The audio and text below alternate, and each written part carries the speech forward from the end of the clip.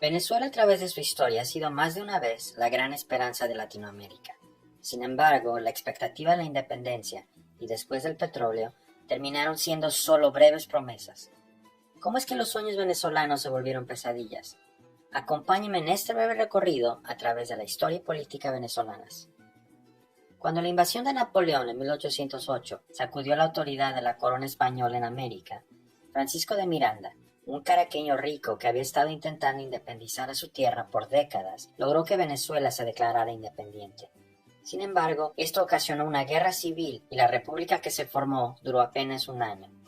La estocada final fue un terremoto que destruyó las áreas republicanas un Jueves Santo en abril de 1812, justo a los 2 años de que se estableciera el gobierno, lo que mucha gente interpretó como castigo divino y colapsó el apoyo a la república.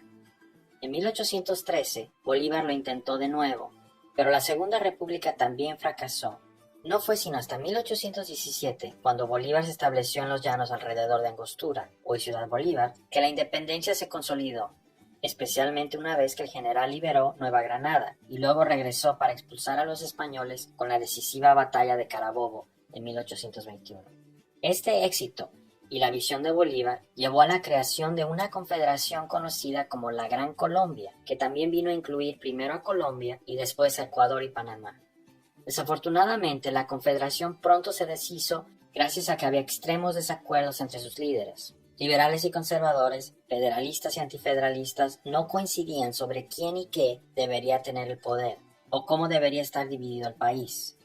Esto significó que incluso después de separarse de la Gran Colombia, durante la mayor parte del siglo XIX, Venezuela tuvo un estado débil que era incapaz de proporcionar bienes públicos, incluso cuando la paz lo permitía, además de una inestabilidad constante, que tenían frecuentes golpes de Estado y rebeliones locales. Y claro, guerras civiles, la más importante de las cuales fue la Guerra Federal de 1859 a 1863, en la que cientos de miles murieron. Parte del problema era geográfico. La pobre calidad de los caminos, la cordillera de los Andes y el difícil terreno montañoso dificultaban que cualquier persona a cargo del gobierno tuviera el monopolio total del poder, de modo que dominaban los caudillos. En el siglo XIX, los 3 caudillos más importantes fueron José Antonio Páez, Antonio Guzmán Blanco y Cipriano Castro. Páez peleó con Bolívar contra los españoles y dominó las primeras 2 décadas después de la separación de Gran Colombia. Guzmán Blanco, un liberal y general durante la Guerra Federal, tuvo el poder hasta la mitad de los años de 1880, mientras que Cipriano Castro fue el primer hombre de los Andes que gobernó Venezuela hasta su derrocamiento por Juan Vicente Gómez en 1908. Es justo con este último que la vida en Venezuela empieza a cambiar. Gómez fue el gobernante de facto del país entre 1908 y 1935 y logró más poder y más tiempo en comparación a previos caudillos porque tenía una importantísima ventaja: el petróleo. El nuevo recurso, descubierto en Maracaibo en 1918, le permitió al hombre fuerte tener suficiente dinero para sobornar a posibles rivales, crear obras públicas masivas como caminos que ayudaron a sus propios fines, aplastar a la oposición y tener el efecto secundario de mejorar la situación económica del país, que también le otorgó legitimidad y poder. Gómez murió en su cama, pero el autoritarismo continuó. Sin embargo, sus sucesores abrieron un poco el espacio político y legalizaron varios partidos, uno de los cuales, Acción Democrática o AD, liderada por Rómulo Betancourt, se convirtió en un importante contrapeso. El desacuerdo sobre quién continuaría al frente de Venezuela allanó el camino para un golpe de Estado en 1945, que fue llevado a cabo por una alianza incómoda entre AD y algunas facciones militares lideradas por Pérez Jiménez.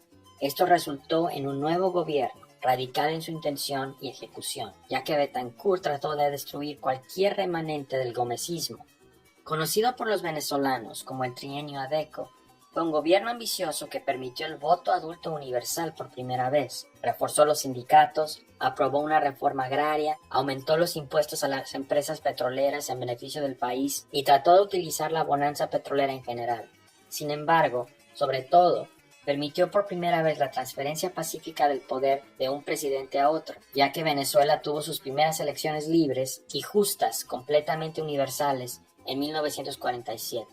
De esa manera, Rómulo Gallegos reemplazó a Betancourt sin incidentes. Eso fue demasiado para los antiguos aliados militares de AD y algunos partidos políticos de oposición que vinieron a asestar un golpe de Estado en noviembre de 1948, de modo que solo unos meses después de comenzar su presidencia, Gallegos se vio obligado a exiliarse.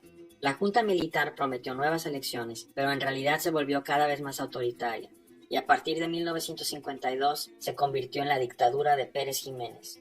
Incondicionalmente anticomunista, pintó toda la oposición como tal y procedió a encarcelar, torturar o matar a cualquiera que se atreviera a criticar a su gobierno, comunista o no.